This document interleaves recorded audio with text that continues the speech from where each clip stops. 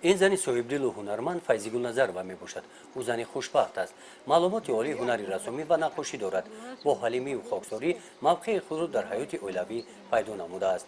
زن باشه اساسی در خانه، خود در جای کار باشه، خود در خانه، خود در اویله، باید زن موقع خچه بدونه که چیکار کردن در کار، مناسبت چه به اویله، به جامعه، به جای کار، باید مناسبت نقض داشته باشی. وظیفه جانی تا بدونی در اویله و در جامعه. همین دختر که تواجد گویا که در خانه نور میریزه، پای قدم زن خودش مادره، زن هدیه پروردگار در اویله که اگر چونینه که بگن می زن نباشه همی لذت دنیا زن میگه دندون بود، به زن و دندون جهان زندان بود. ما دختر رو یک خیلی تربیه کردیم که از روی اول میفتیم که اگر آدم در هر کجایی که باشه اول حرمت احترام فراموش نکرد، یا که در خانه باشه یا در جای کار، یا که به شهور دادیم که اول اگر شهور بخواهی که شهور نقضت بینه دوست بداره، در مد اول خیش تواری شهور حرمت احترام کردن در کاره. من یه شعور دارم، اگر ای گلک گوارگی تو سگ دهنی درش حرمت کردی، حرمت میبینی، دوست میدارم. خیلی خانون این خبره دخترها رو یک خانون فرزند دارم، همی ای 7 فرزند 5 خانوندم. تا خیلی گوش معلوماتی میونه دارن، بچه کلونی معلومات تکنیکی داره. دخترها چی؟ دخترها یک معلمه های، یک تاش مو خودش نخواست. من میخواستم دختر شوده، همی اویله دختر شوه. بچه گفت من یکم اویله نغز اگر برپا کنم مرا خوندن نمیفوره، خیلی اویلهش نغزه سوزه. اویله بهترین داره، فرزند داره. فیضی‌گل نظرова حیات اویلوی را مانند گل‌های بهاری زیبا و با مثل کبک آزاد تصور می‌نماید. این خیالش را توسط رسم تصویر نموده با همین مضمون این ظرف‌ها را به دخترانی که اویله برپا می‌نمایند همچون تحفه هدیه می‌کند. من کاوگا فریاد دوست می‌دارم، بهار دوست می‌دارم، همین طبیعت زنده را من دوست می‌دارم. غیر کاوگ من دیگه گلو نمی‌کشم. اینا با در بهار شپرک است، اینا شپرک می‌کشم که در بهار اینا ماهی مرد کشین 8 مرد کدوم سال ایالی سال شماست 2014 انا که در بهار هم شپرکا میبریم که نه گلی سیوگوش میشکفه نه بعد کاغ میشه و همین کاغ دوست میدارم خودش همین کاغ پرنده بازی با فکری من همه دوست میدارم این کاغ. در اویله فیضی‌گل مادر مهربان و بیبی غمخوار است. مادر 7 فرزند و بیبی 23 نویره میباشد. از خوش‌آمد 4 کلین بودنش افتخار می‌نماید. از روی مشاهده‌ها پایداری اویله‌ها در این اویله از مناسبت کلین‌ها مخصوصاً خوش‌آمد سخت وابستگی دارد. در اویله دخترها شهور دادگیم، پسرها همه خیلی در هر جا کار میکنن. ما در اویله 4 تا کلین دارم، 5 تا کلین دارم. یک سال ده یک بار میای روسیه، اینا اومد داره بعضی میستونه میاد. 4 کلین یک چه جدا کردم، 3 تا در خانه، یک دختره ده تاش خانه‌شینه، هر کدومش کار دارن. الهیده کار تقسیم کردگی رژه کاری دارم. مثلا کلینی کلان ده چیکاره، میده ده چیکاره، هر کدومش وظیفه دارن. ای دو نبیره که دختری خونه ده هستن یو چیکار میکنن؟ یه کلینو که بورا دمگیری روان کردم با دخترها را همشون آمده که ما گفتم عهده کار میبرم نه اوچه عهده کار را بیای متر چند سال کار برآوردگی میوردم میکنن نوزی دخترا کو یوردم میکنن در کاری خونه. من دخترا با کلین یک میدونم. ما یک فکر دارم. ای روزی که ما کلین دار شده نمیشم پیش آوردن کلین دخترها رو تگ میگم بچه شما دختری ما اینه نکی دیگه جدا این اومدین با میهمونی بیاین با کلینوی ما کار نگیرین. هم دخترمو کلینو را من میگم یو دخترای من برای که کاری خونه ما را من میکنن ما را یوردن میکنن. خیلی شکرانه اعلی کلینوی بهترین دارم برای با دخترها چه نگاه میکنین با دختر؟ من دختر پسر همه رو برابر میدونم. دخترها را همون مثال یکی دستش نرسه یوری میرسونیم، بچه ها شکرانه یوری میکنن. چیکاری ده که مثال مسیحیتشون میتونم که در همون جانب باشن یا حیات همین مادر مسیحیت میتونه که همین کاری خوبی دختر طلب داره که همین در جای اول حرمت شهور اسخانی شهر یکون کار نکم من میگم همین شهراتون خط کشید در اون خط نگذاریم در حیات اون حرمت احترام کرده میگه که اویلا نبرومدی کار نغز خوب میشود من می کاری در اویلا می دخترها رو یا نمود تربیه کردم که چی کاری که همین مثال ای قدیمه یگو خروکوی قدیمه اینا بچه هم میگم اینا می ای خیلی کلینون اومده بودن نمیتونیستن یا خیر خمیر کردن نمیتونیست هر کس هر جوگه میزد میگفتم زنکارا که گپ کلینون در معرکه نزنین تربیه کنین نشون بتین هم با فایده خودی شما در برابر تربیت فرزندان فیضگل زن خوجگی دار است میگه او بینی چروای میده و پرنده پروری شغل دیگری او در خانه می باشد در خانه ما همین مرغ پرورش میکنم نه دکه نسا سرکه و برولی رو بعد گوسفند دارم یا سی چور گوسفند دارم برای کشتن همین فقط گوسفند و مرغ خیلی وظیفه من دیگه وظیفه ندارم همه کار دیگه کلمه میکنم هر کدوم تقسیم کردگی من هم میرم گوسفندوم آب میتونم کار میکنم نه بز دارم گو دارم همه میرم من خدمت میکنم نه که جوشیدن کافاشه کلینم میگم ما خدمت میکنم خروکشه خدمت میکنم یعنی شما یا وجود اولاد با خیلی فایده میورید من میفروشم مثال بخچون دون میگیرم میکشه میخریم اینا باید خم در کار شوه یگان آدم برای نسلش از زیاد کردن یا پونچازی در می قشلاق کمه چند اویله در تقسیم کردم که امو نسل امو اینا مینه یا پونچه نمی بکر شروعه ما رنگی کابگای زمین نزد حولگی منزل استقامتی آنها آنقدر کلان نباشد هم آن را انا همین طور ثمراناب استفاده نموده است از انار شیریندانه همزوله تا 500 کیلوگرم حاصل میگیرد کارتوشک و دیگر محصولات های سبزیجاتی تر و تازه با مهنت فیضگل در این زمین تمام فصل موجود می باشد فیضگل زیبایی را دوست می‌دارد طبیعت را زیبا دیدن می‌خواهد این گل‌ها را او پرورش نموده است انا این گلی 100 ساله است میگویند که با سر در دوام میباشد در مندان از میوه‌های آن استفاده می‌نمایند ای دوره جوانی من گل درباره گلو وقتی شعر می نوشتم من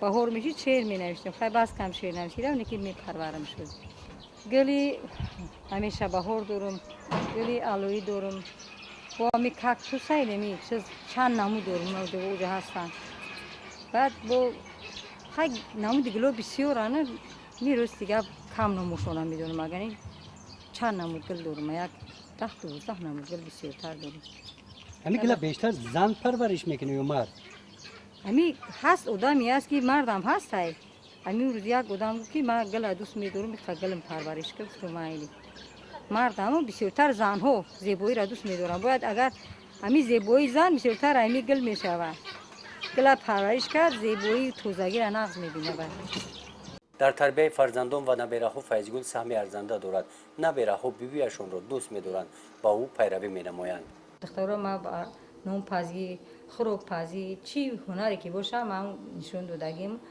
دخترم دیل پرم که در هر کجا باشن از تو حضیره ریزان شه براشون یعنی برای شما فرزند همش یگه همش یگه دختر پسر یگه کلین دومو فرزند ایمده ما جیدو نمیکنه میگه دختری بچگی ما در فرق نداره همش یگه میگه همش فرزنده اگر در اویلا جیدو کردی کلین گفتی دختر گفتی یا که بچه گفتی یا که دومود گفتی زندگی حیات همدیگر فهمی نمیشه همین همدیگر فهمی باشه حیات خوش میگذره شگونه الوه را میگم که همدیگر فهمی داریم اویلا ده شهوری بهترین دارم میسونی نغزه بدرش نیستم ما مهمون بیارم یگان برولی مرده که من نگفته که مهمون آورده این مرده که یا کی زنه نگفته استیم بیا خونه پری مرده که بگم مهمون دارم میاد تلفن میکنم میگم باباش همین خیلی چیز در کاره به یگان تاکسی روی که مهمون دارم مرده تو چه نگاه میکنه دختر رو خشو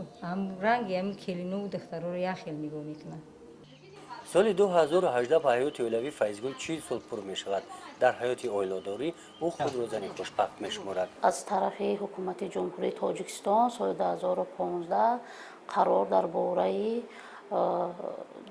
اویلاداری ارائه گردید که این تا به هنوز کار و فعالیتش رفته ایستاده است در اساس قرار شعبه کار با زنان و اویله نزد мақомоти иҷроии ҳукумати давлати ноҳияи восеъ нақшачорабинӣ тартиб дода дар доираи стратегияи фаъолгардонии нақши занон дар ҷумҳурии тоҷикистон барои солҳои 2011-2020 оид ба қарори оиладорӣ нақшачорабиниҳо карда дар ҳамаи шуъбаву бахшҳои мақомоти иҷроии ҳукумати давлати ноҳия доир ба оиладорӣ, фарҳанг, иҷтимоӣ, маориф вобаста карда шуда дар ҳамаи ҷамъиятҳои шаҳрак ва деҳоти ноҳия суҳбату вохӯриҳо, маҳфилҳо, озмунҳо, семинарҳо гузаронда мешаванд. доир ба оиладорӣ мо ҳамчун озмунҳое ки мисол пешниҳод мекунем, озмунҳое ки аз байни маҳаллҳо, аз байни оилаҳое ки интихоб карда мегирем, ҳамчун як оилаере ки зан худаш ҳамчун донишманд, фаъол, намунавӣ, ба илму ба маърифату ба иффат ҳастанд. ҳамун зан худаш тарбиятдиҳандаи фарзанд ҳастае ки чунки дар он хона фарзанд ба воя мерасад, духтари вай ба воя мерасад, ба балоғат мерасад, вай ба ҳаёти мустақилона тайёр намудани духтараш ки ба пеш аз никоҳи оиладорӣ пешниҳод карданд. мо ҳамаи суҳбатҳо вохӯриҳоро анҷом медиҳем. зан суҳбатҳои мо ҳамин ҳаст ё ки озмунҳои мо ки дар ҳамин доира ҳастанд дар бораи оиладорӣ, яъне ки пеш аз никоҳ кардан ба хонаи шавҳари худ гусел кардан бояд ки ҳурмати эҳтироми калонсола ба ҷо биёранд, ҳамчун бонуе ки ба хонаи шавҳар қадам мемонад ҳурмати эҳтироми калонсола ба ҷо биёранд. дар он хонаи шавҳар ҳастанд, ҳевар ҳастанд, қайсингил ҳастанд, ҳамаи амуно қатӣ вай муносибати хуб дошта бошанд, гуфтори нек дошта бошанд.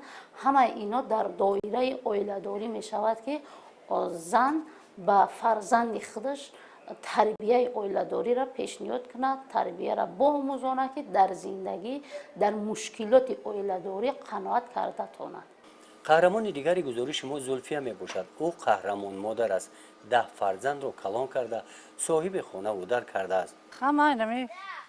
аввал колхоза кор мекардам, ӯза ки пенсияда буромам келнода ёрдам мекунам, кори хонадаам ёрдам мекунам, ина кори чидам ёрдам мекунам. шумо имрӯз ҳам бибиен, ҳам модар. ҳам биби, ҳам модарам, ҳам ноасода нигоҳ мекунам. келнора шукрона дуташ ҷудо шудагӣ, дуташ қатимай. духтаро ҳамашро шуд додам, як бачаак монда хондестай институтда. зулфия маълумоти олӣ надорад, ҳарчанд ки баъди хатми мактаби меёна хоҳиши таҳсил кардан дар мактаби олиро дошт. خدم خا حواس داشتم خیلی کروده و هست هوا داشتم و نمونده بخونم خیلی وقتا خوندن بسیار چی بود خیلی نه هم حرف او چنده نمیموندن خوندن او یک تنیم تنم باشه دورای مادر او زاک هم میخونه که بخونه او شانس دادگی هم سوا داشته بخونن خیلی замона пеш рафт, одамҳо дигар гаштанд. зулфия кӯшиш кард дар қатори писаронаш духтарон ҳам таҳсил намуда соҳиби касби муайян гарданд. ҳозир тасаввур мекунем ки ҳамин хондагӣ бо назар ба чиз хостаре охи ҳама зиндагиро мефаҳма, пасти баландии зиндагиро. ҳамун аввал ҳам духтароро аввал тарбия додан дар ки баъд шуд додан дар кора ҳамун зиндагиро азоб накашанд. дар оила бояд чӣ хел бошад зани мо? оила да ҳама да чӣ бошад, ҳурмат узмата будонанд, хисрухштомона ҳурмат кунанд, кори хонада ёрдам бутанд, бо кори чидам бошанд. ма дар назар дарам ки хондагӣ боша. хондагӣ бошам бояд ҳамун кори хонадам ёрдам метавон хондагӣ бошам. бо кор мекунанд. хуб нест ки оилик мегирад бо зиндагиша пеш бебара. фақат мардакта нигоҳ намекунад. дар мустаҳками оила зан сабаб мешавад? мешавад, намешавад. аммо ай ҳамада зан чи аюхе мард ман худам ҳамин кор кардам, та ай вақтш ҳамин кор карда омадам, баробар мардакам кор карда омадам, та ҳамин чиена кор мекунам. ҳамин кори хона дам чизе боша ҳам худам ёрдам метавонам. ҳамин 2 сола ки адир намерам боша, ҳам кори адир дам мерафтам, ёрдамшон медадам. ҳамин гулакор ҳамин 10 фарзанд калон кунам, осона ки ҳам мораша хонондем, чӣ кардем.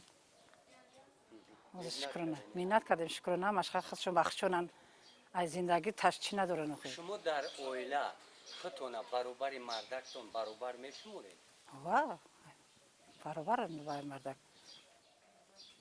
مردک ما حرمت میکنه مردک ما را حرمت میکنه تره جنگ جنجال نمیکنیم توی مامی همدیگر قطعی چیز میکنیم مصلحت کد میکنیم گزارش با اقتصاد بزرگانی اویله ها را وادار ساخت که در تامین اویله با غذا زنان در قطار مردان کار کنند. زلفیه هرچند معلومات عالی نداشت لیکن زنی تشکیلاتچی و چخام بود. با مراجعت او برای پس نمودن سطح کمبزاعتی زنان در دهات با دستگیری تشکیلات بین المللی اکسفام او این گرمخانه را ساخت. از درآمد گرمخانه سطح زندگی اویلهشون را بهنمود. هردار خود مردک خیلی و زن وزیرش میشه وقت از در شما چه خیلی؟ مودم خیلی مردک سرداره موقع هم در پاچون میکنم وقتی چیزی بگه آیا میپرسیم هم کجایش کنیم که مردک هم خیلی کار هم خیلی چه خب مردک خوندگی میفهمه همه کار میکنه مودم بیکار آدم نیست هم زنک هم کار میکنه مردک هم کار میکنه خونه در طرف بیکار نمیشنیم یا بو یگون کار میدوزیم اگر بیکار موندیم خیلی در پیشبرد بودجه اقتصادی اویله بله زن سهم خودش بیشتر میگذارد چون که زن یعنی که برای بودجه اویله خودش حرکت کنه حرکتاش باشه علم دانش باشه مثال یک کاری میکنه که با تجارت مشغول میشوه یا که کارگر میشه یا اینکه یگان خدمت دولتی ده که سهم خودش میگذاره همچون سهم گذار در اویله خودش بودجه اویله خودش غنی میگردونه مستحکمی اویله بسیارتر از یکدیگر فهمی اگر یکدیگر فهمی در بین زن و مرد باشه ما فکر میکنم که جدا شوی هم نیسته پرابلم زندگی دامنی با صبر و با طاقت با عفت از خود کرده میتونن ممکن چیزای عمومی که در اویله داری میشوه یک دیگر مثال حل فصل میکنن جنگ و دعوا نمیشوه از درآمد گرمخانه زلفیه با پرنده پروری مشغول شد. بعد این چاروا خریداری نمود و بازار استعمالی ناحیه راه یافت. همه روز از 10 تا 15 لیتر شیر وارد می نماید. اکنون زلفیه مقصد دارد با گشودن دکان نانپزی و سیخ خرد کارکرده شیر بیزنس شخصی خود را در دهه گشاید. ای مردک مسئله میپرسن چیزی باشه بار مردک مسئله میکنه و خونه را میگه سو دادن چیه همشه برابر هر نوچ میکنیم بازار رفتن و بزرگ هم یا من میرم یا مردک میره تره مدت چی در نیست یخی هر دونم کدومش بیکار باشه می کوری خونه ده یگون چه در کره یک تا میریم میاریم تا میره همش تامین میکنیم میخوام زندگی را از جهت حقوق زن در اویله حقوقی وسیع دارن زن باید که معرفتناک باشد با عفت باشد زن باید که قابلیت گوش کردن داشته باشد زن باید که حرمت احترام کلان ساله به جا بیاره در اویله داری زن باید یکدیگر فهم در اویله خودش باشه چون که در اویله هستن کلانتراشان مثلا خسرو خشتومند دارن پدر و مادر دارن دخترایی که با ویا رسوندگیان همین در دایره اویله داری که باید زن اجرا کرده تونن یعنی در زندگی هر یک شخص هر یک زن باید که همچون هنرمندی در فیلم خیلی که ما میگیم خیلی استفاده برده شود یعنی که با خرسندی کند با غمش غم و دقتش شادی همه جهت رفتار و کردار خوش باشد این حقوق‌های زن هست حقوق‌های زن با وسیع‌تر است که مثال در باره زن‌ها آوردگیان یعنی که برابر حقوق زن و مرد هستند زن با عفتی که هستند با معلومات داری که هستند در سیاست در اویله خودشون که مثال بودجه اویله خودشون پیشنهاد میکنن همچون سیاستمند کارگر خدمتچی کار و فعالیت میکنن همینطور زلفیه همچون زن توانست در حیات اویله داری و هم پیشبرد زندگی موفق گردد. اویله نمونوی قابلیت تشکیلاتچی او را به نظر گرفته زلفیه را ساکنان دهه رئیس کمیته محله انتخاب نمودند. نزد او برای مصلحت میآیند.